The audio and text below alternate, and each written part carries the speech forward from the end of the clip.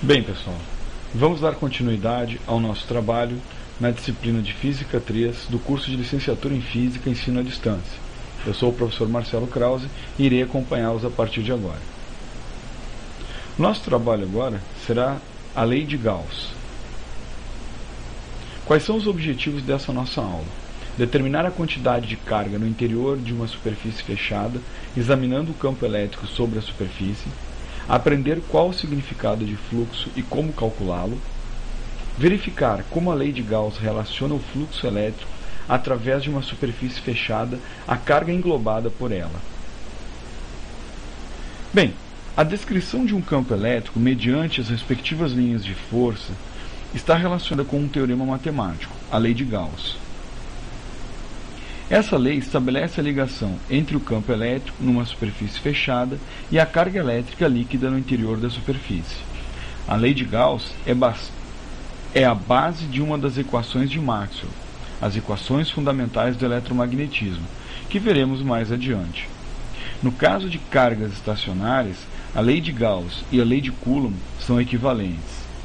Os campos elétricos de distribuições simétricas de carga, como por exemplo uma casca esférica de carga ou uma reta infinita carregada, podem ser calculados sem dificuldade pela lei de Gauss.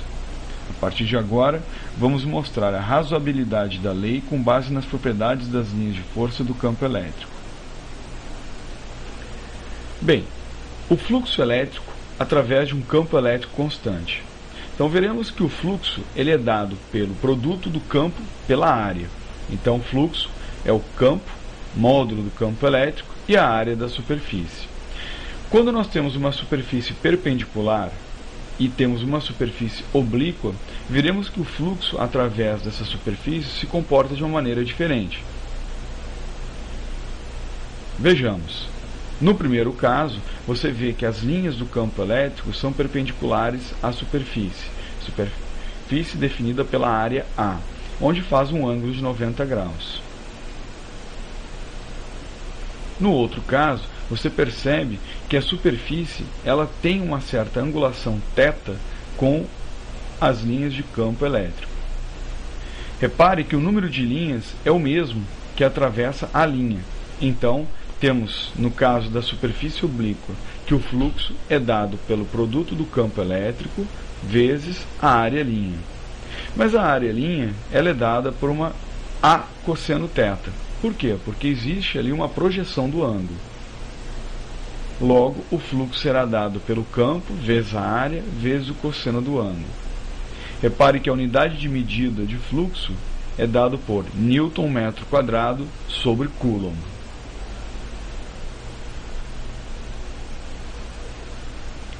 Fluxo elétrico através de um campo elétrico variável.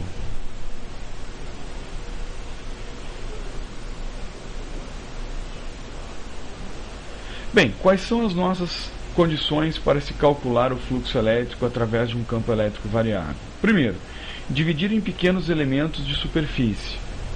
Calcular o fluxo em cada superfície infinitesimal.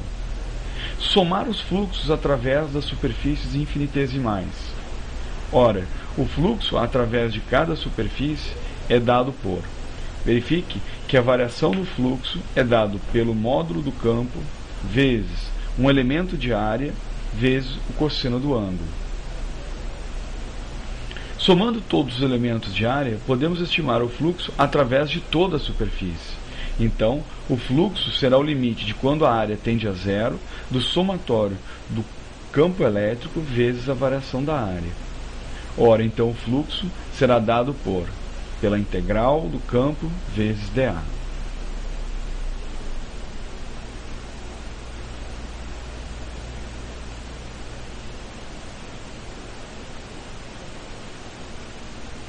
No caso de você ter uma superfície fechada, podemos calcular o fluxo da seguinte maneira.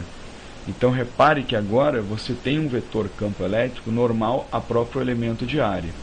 No caso, por exemplo, do campo ser paralelo a esse elemento de área, você terá que o módulo do campo, o campo elétrico vezes dA, é igual ao módulo do campo elétrico vezes o elemento de área vezes o cosseno de zero.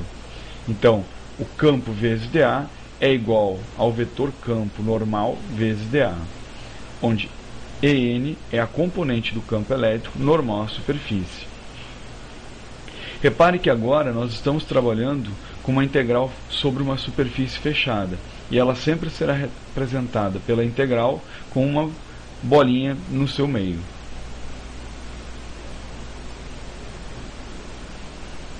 Veja bem, numa superfície fechada, o vetor unitário normal n tem a direção de dentro para fora em cada ponto. A integral sobre uma superfície fechada é simbolizada conforme eu disse anteriormente. O fluxo líquido através de uma superfície fechada é positivo ou negativo, conforme o campo tenha predominantemente direção para fora ou para dentro da superfície.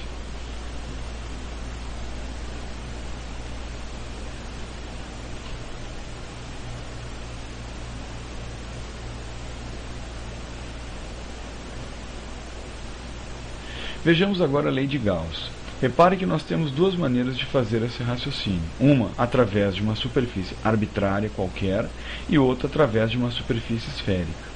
Uma das coisas que nós sabemos é que o número de linhas de campo são iguais. E o fluxo é o mesmo para ambas as superfícies.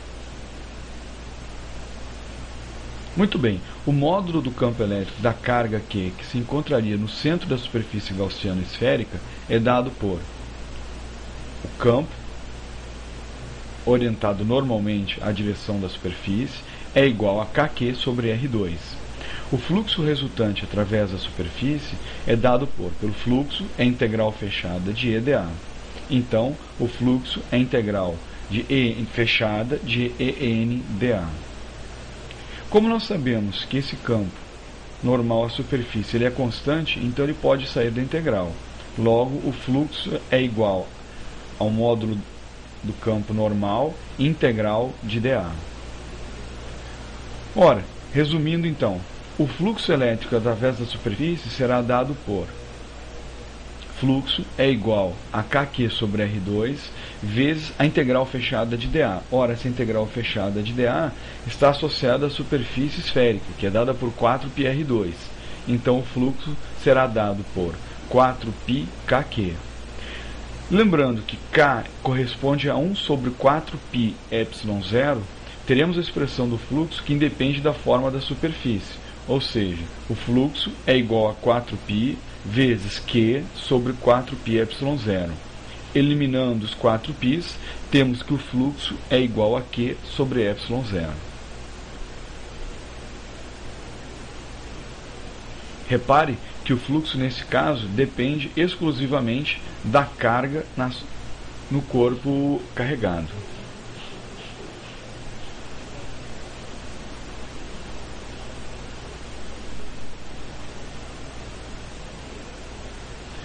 Muito bem. Portanto, o fluxo elétrico através de uma superfície fechada é proporcional à carga líquida total no interior da superfície. Então, generalizando, temos que fluxo é igual à integral fechada do vetor campo elétrico vezes dA, que é igual à carga total sobre ε0.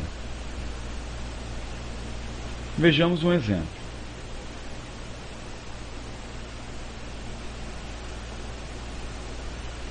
Imagine que você tem uma determinada superfície e uma carga nessa superfície. Então, o fluxo será dado por Q1 sobre ε0. Se nessa superfície agora, considerada como sendo S', você tiver dois corpos carregados, então o fluxo será dado por Q2 mais Q3 sobre ε0. Caso você não tenha nenhum corpo carregado na superfície, o fluxo então será nulo. Vamos ver agora as aplicações das leis de Gauss.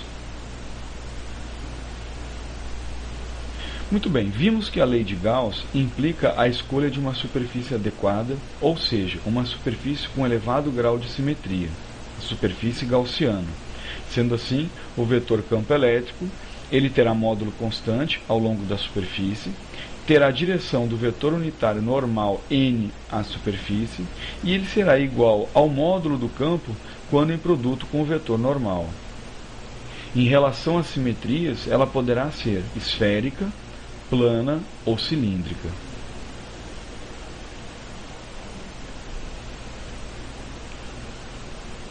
Para que você possa melhorar mais o conhecimento sobre a lei de Gauss, veja o exemplo 5 nas páginas 66 e 67. Nesse momento, você deve lembrar que a superfície é cilíndrica, então haverá uma simetria cilíndrica, a superfície então considerada gaussiana cilíndrica, e o campo elétrico será perpendicular à linha carregada.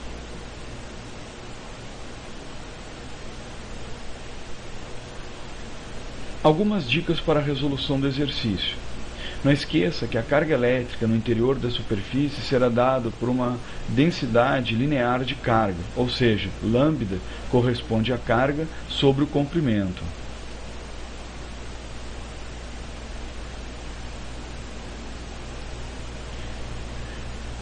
Outra coisa que seria interessante você lembrar é que quando você fizer a integral fechada de dA, você vai estar trabalhando com um cilindro. Então, como você determina a área da superfície gaussiana? Ora, o comprimento da circunferência é dado por 2πr e a altura do cilindro é dado por L. Então, toda a área da superfície esférica corresponde a 2πr vezes L.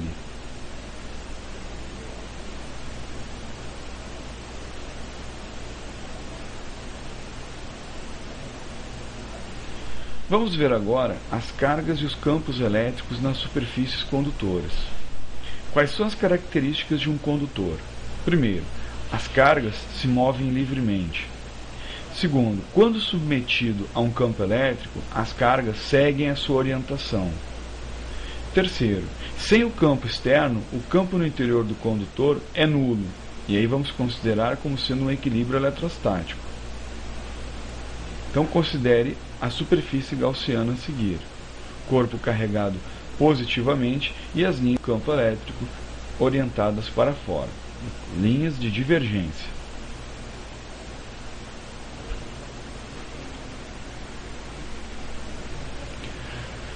Bom, quais são as hipóteses que nós vamos analisar agora? Primeiro, o condutor está em equilíbrio eletrostático. Segundo, não há cargas no interior da superfície gaussiana. E terceiro, observe que as cargas estão se distribuindo pela superfície do corpo. Outra coisa que você pode observar é que onde existe menor área, há maior concentração de cargas.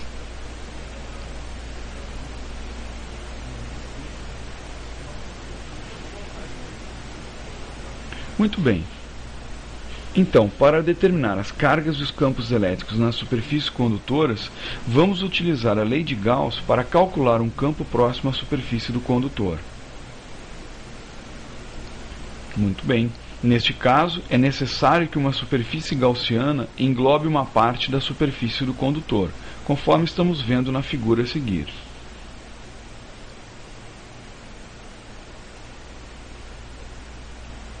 Bem, a carga no interior da superfície corresponde a uma densidade superficial de cargas agora, ou seja, sigma, que é a densidade superficial de cargas, corresponde à carga sobre a área. Então, a carga corresponde à densidade superficial vezes a área. Ora, sabemos que o fluxo elétrico é dado por uma integral fechada do campo vezes dA. Ora, como esse campo é normal à superfície e ele é constante, podemos tirá-lo da integral. Então teremos somente a integral fechada de dA. E isso é igual à carga sobre ε0.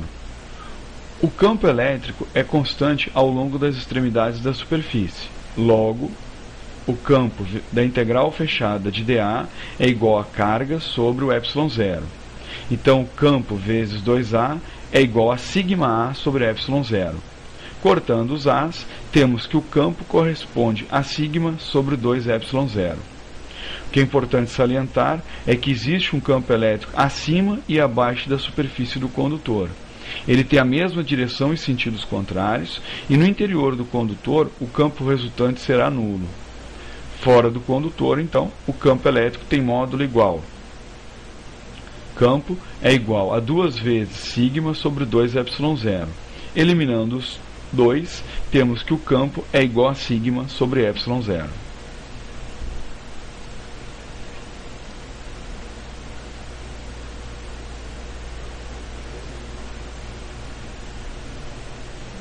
Bom, vejamos alguns exemplos de superfícies gaussianas para corpos de alta simetria. Uma delas é a esfera dielétrica carregada com carga Q e raio R. A superfície gaussiana possui a raio maior do que R. Verifique que nos dois casos nós temos dois tipos de visão, uma visão esférica e uma visão de recorte plano.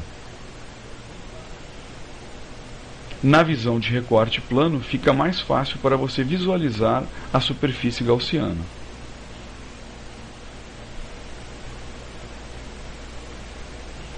Verifique também que o campo ele é paralelo ao elemento de área.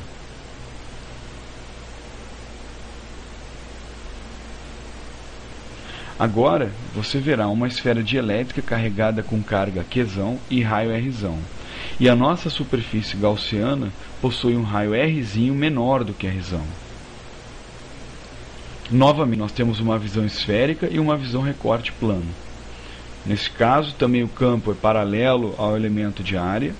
E agora, na superfície gaussiana, você tem o corpo carregado. Uma outra forma de você ver exemplos associados a superfícies gaussianas para corpos de alta simetria está associado a um cilindro longo de raio R com carga total Q. Repare que nesse caso a superfície gaussiana possui R maior do que R. Mais uma vez, você consegue visualizar na superfície de recorte plano a superfície gaussiana.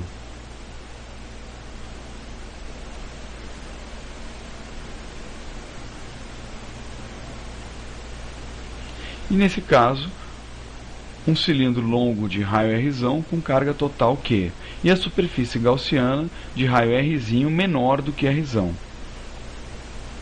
O raciocínio é o mesmo feito anteriormente.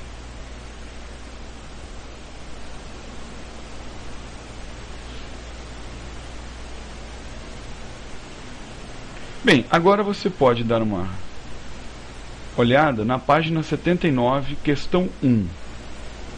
Então diz, consideremos um campo elétrico uniforme E de 2.000 newtons por coulomb na direção I. Qual o fluxo desse campo elétrico através de um quadrado de lado 10 cm num plano paralelo ao plano YZ? E B, qual o fluxo através do mesmo quadrado se a normal ao plano faz um ângulo de 30 graus com o eixo dos X? Muito bem, vamos representar o plano tridimensional XYZ, o plano associado e as linhas do campo elétrico. Muito bem, para a resolução da letra A, temos que inicialmente fazer algumas transformações. Repare que é um quadrado de lado de 10 centímetros. Vamos transformar para metros. Dividimos por 100 e obtivemos 0,1 metros. A área associada a esse quadrado corresponde a L ao quadrado, portanto, será dada por 0,01 metros quadrados. Como ele solicita o fluxo na letra A, ele será dado pelo produto do campo e a área. O campo é dado por 2.000 newtons por coulomb e a área de 0,01 metros quadrados. Logo, o fluxo será de 20 newtons metro quadrado por coulomb. Para resolver a letra B, observe o desenho agora. Existe uma angulação de 30 graus em relação ao eixo solicitado. Então o fluxo será dado por o campo vezes a área vezes o cosseno do ângulo. Então, simplesmente, basta substituir os valores, lembrando que o cosseno de 30 graus corresponde a raiz de 3 sobre 2, e você terá um fluxo de 17,3 Nm² por coulomb. Observe que o fluxo é máximo quando a superfície é perpendicular ao campo.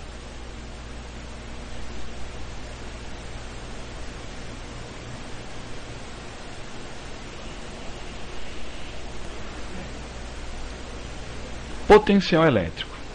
Vamos dar continuidade ao nosso trabalho, falando um pouquinho agora sobre este assunto.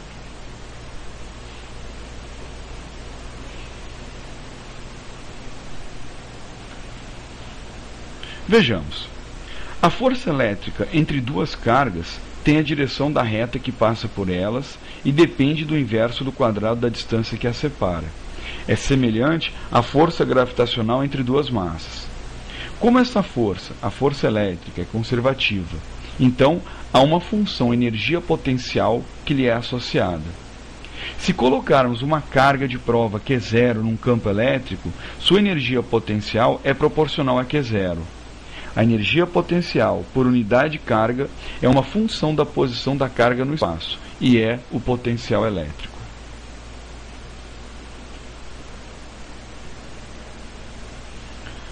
Objetivos desta aula: calcular a energia potencial de um conjunto de cargas. Aprender a usar superfícies equipotenciais para visualizar como o potencial elétrico varia no espaço. Calcular o campo elétrico através do potencial elétrico.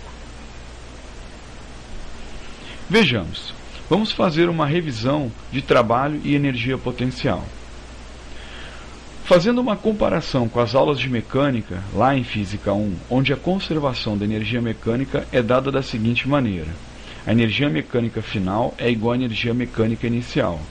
Sabemos que a energia mecânica corresponde ao somatório das energias cinética e potencial num determinado referencial. Então temos que a energia cinética final mais a potencial final é igual à energia cinética inicial mais a potencial inicial. Logo, a energia cinética final menos a energia cinética inicial corresponde a menos a energia potencial final menos energia potencial inicial. Logo, a variação da energia cinética corresponde a menos a variação da energia potencial. Essa relação é extremamente importante e nos informa que um aumento da energia cinética corresponde a uma redução da energia potencial e vice-versa.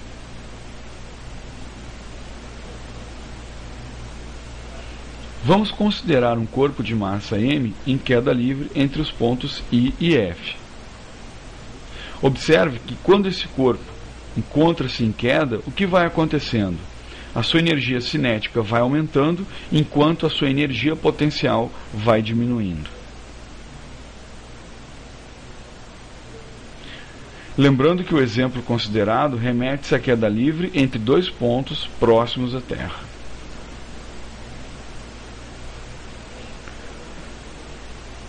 Outra coisa, o teorema da energia cinética nos informa que a variação da energia cinética corresponde a um trabalho resultante. E o trabalho pode ser dado pela seguinte equação. No caso que nós estávamos trabalhando anteriormente, o trabalho resultante é o próprio trabalho da força-peso, que será dado por mg ΔSJ, onde ΔSJ é o deslocamento da partícula entre as posições inicial e final. Assim, a variação da energia potencial será dada por menos mg ΔSJ. Ora, é importante lembrar que essa relação vale para qualquer queda livre onde a partícula em questão esteja próxima à superfície da Terra. E podemos definir, então, a partir dessa expressão da energia potencial no ponto mais baixo da trajetória como sendo U igual a mgh. Nesse caso, h representa a altura em relação a esse ponto. Diferença de potencial e potencial elétrico. Considerações. Quando uma carga Q0 é colocada num campo elétrico, ela fica submetida a uma força elétrica. Na trajetória da carga da posição inicial até a posição final, foi realizada através de pequenos elementos de comprimento, ΔSI. Sendo assim, o trabalho total realizado será: o trabalho de I até F é o somatório da força I vezes ΔSI. Ou seja, o somatório de Q0 vezes o campo vezes ΔSI.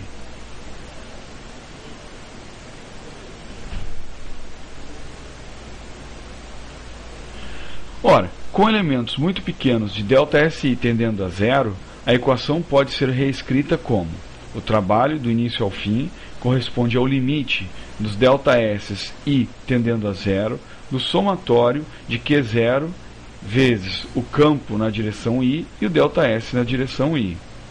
Ora, como a carga Q0 é constante, podemos tirá-la da integral. E temos então que o trabalho corresponde a Q0, integral com os limites do início até o fim, do campo vezes ds. Podemos definir uma grandeza que independe da carga a diferença de potencial ΔV e F entre os pontos I e F.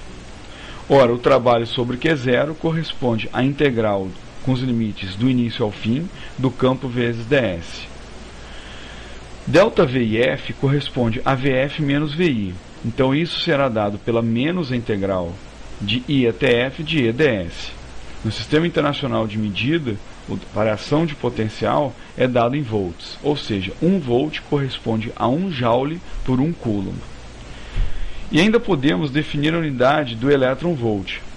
1 elétron-volt corresponde a 1,6 vezes 10 a menos 19 joules. 1 elétron-volt corresponde à energia cinética ganha por uma partícula com carga E acelerada por uma diferença de potencial de 1 volt, ou seja, 1 elétron-volt é 1 elétron sujeito a 1 volt.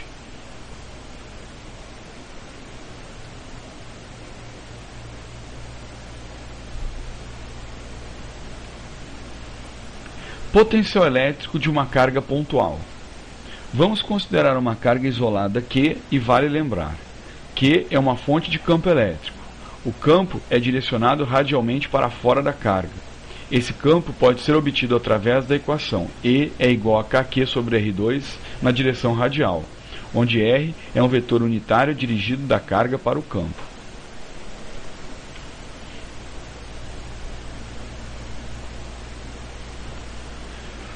Bem, da expressão de diferença de potencial temos VF menos VI é igual a menos a integral do início até o fim de EDS. Podemos redefinir a grandeza EDS da seguinte maneira: o campo vezes ds será dado por kq sobre R2 na direção radial vezes ds.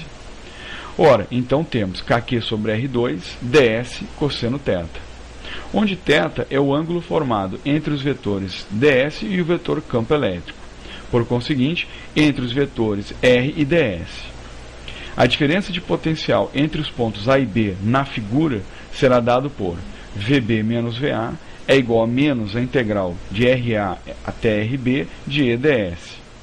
Ou seja, menos integral de RA até RB de KQ sobre R2 dr. Então, resolvendo a integral, temos VB menos VA é igual a KQ, que multiplica 1 sobre RB menos 1 sobre RA.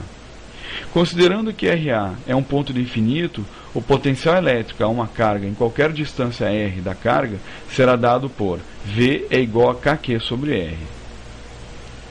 Para mais de duas cargas pontuais, o potencial será dado pelo somatório dos potenciais.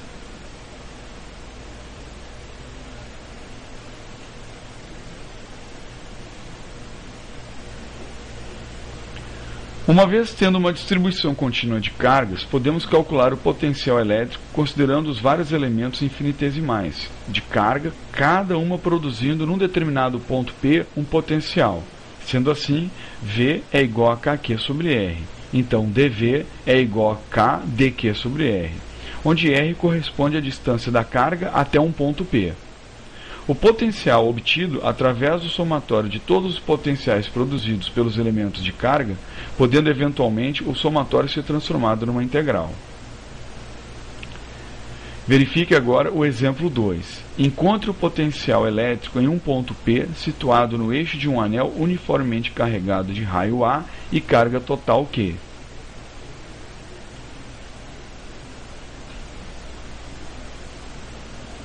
Nesse caso, você vai fazer com que cada elemento do anel tenha o seu potencial. Então, o potencial será dado pela integral de K dQ sobre R. Mas R será dado pela raiz quadrada de x2 mais A2. Então, V é igual a integral de K integral de dQ sobre raiz de x2 mais A2. A partir de aí, você vai resolver simplesmente a parte matemática do problema.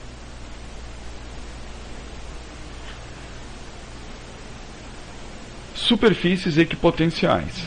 Vamos para a definição. É uma região, ou seja, uma superfície, formada por pontos que estão todos eles no mesmo potencial elétrico. é importante salientar que todos os pontos estão no mesmo potencial e nenhum trabalho é realizado pela força elétrica. As superfícies equipotenciais elas podem ser visualizadas de duas maneiras.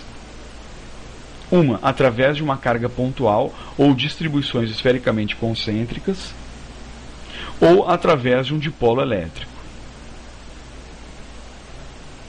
Muito bem. Vejamos agora o cálculo do campo elétrico a partir do potencial. Suponha que numa certa região do espaço existe uma carga de prova que é zero e que a mesma sofra um deslocamento ds, de uma superfície equipotencial para outra adjacente, conforme você pode ver na figura. O trabalho realizado pela força elétrica sobre a carga de prova é dado por trabalho é igual a FDS. Mas lembre-se que a força é a carga de prova vezes o campo, vezes ds, vezes o cosseno de θ. Nesse caso, o trabalho será dado por menos que ΔV. E se que a carga de prova vezes o campo, vezes ds, vezes o cosseno de θ é igual a menos que 0 dV, então podemos eliminar as cargas de prova e ter que E cosseno θ é igual a menos dV ds. Sendo E cosseno de θ uma componente do campo na direção S, a equação acima pode assumir eventualmente mais de uma variável. Então temos que o campo é igual a menos a derivada parcial do potencial em relação a S.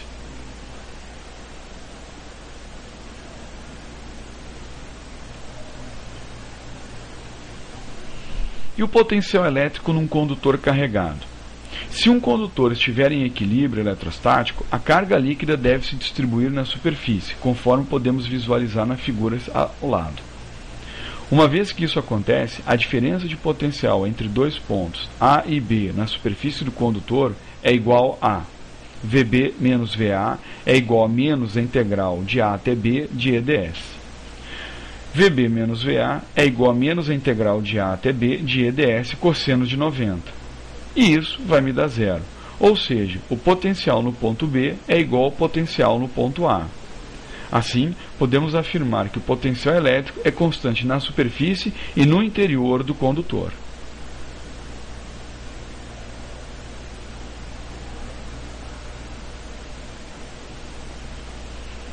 Potencial elétrico num condutor carregado. Quando uma carga líquida ela se encontra em um condutor esférico, ela se distribui uniformemente ao longo da superfície do condutor, tendo obviamente a mesma densidade. No caso, o condutor tem uma forma qualquer, a densidade de carga não é uniforme. Nesse caso, os condutores devem estar no mesmo potencial. Assim, V1 é igual a V2. Logo, KQ1 sobre R1 é igual a KQ2 sobre R2. Como K é igual, temos que Q1 sobre Q2 é igual a R1 sobre R2.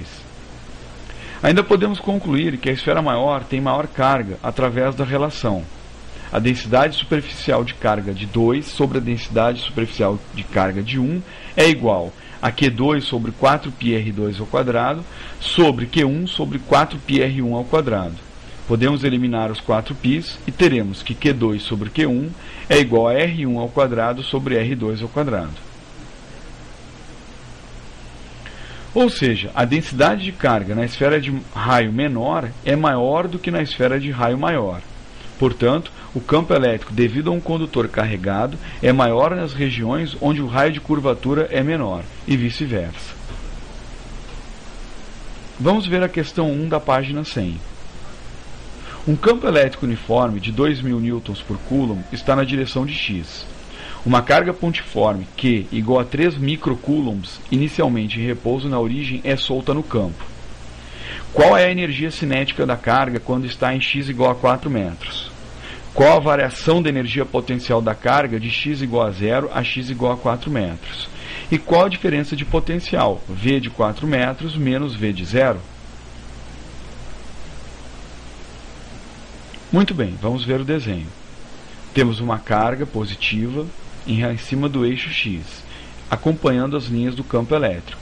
Ela vai sair de uma posição x igual a 0 até uma posição x igual a 4 metros.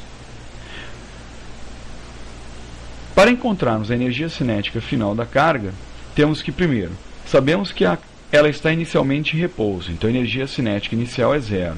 A variação da energia cinética corresponde ao trabalho, e o trabalho corresponde a Q0 integral de E dr. Fazendo as substituições necessárias, temos que a energia cinética final corresponde à carga, que corresponde a 3 vezes 10 a menos 6 coulombs, vezes o campo, de 2.000 newtons por coulomb, e a posição no final da trajetória, 4 metros. Substituindo os valores e fazendo os cálculos necessários, encontramos que a energia cinética corresponde a 0,024 joules.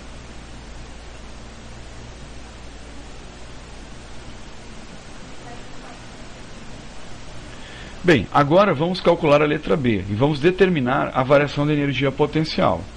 Esse cálculo é bastante simples. Como nós sabemos que a partícula ganhou uma energia cinética de 0,024 joules, então necessariamente ela sofreu uma perda da mesma quantidade de energia pelo princípio da conservação da energia. Então todo ganho de energia cinética corresponde a uma perda de energia potencial. Logo, perda de energia potencial corresponde a menos 0,024 joules. E agora vamos calcular a diferença de potencial no ponto 4 e no ponto 0 metros. Então, isso vai me dar menos a integral de 0 a 4 de E ds. Logo, V de 4 metros menos V de 0 corresponde ao campo vezes a integral de ds.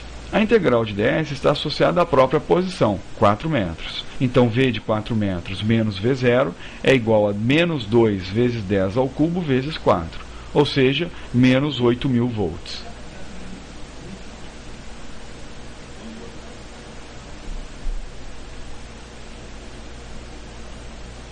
Bem, pessoal, assim encerramos mais um capítulo e tenham vocês todos bons estudos.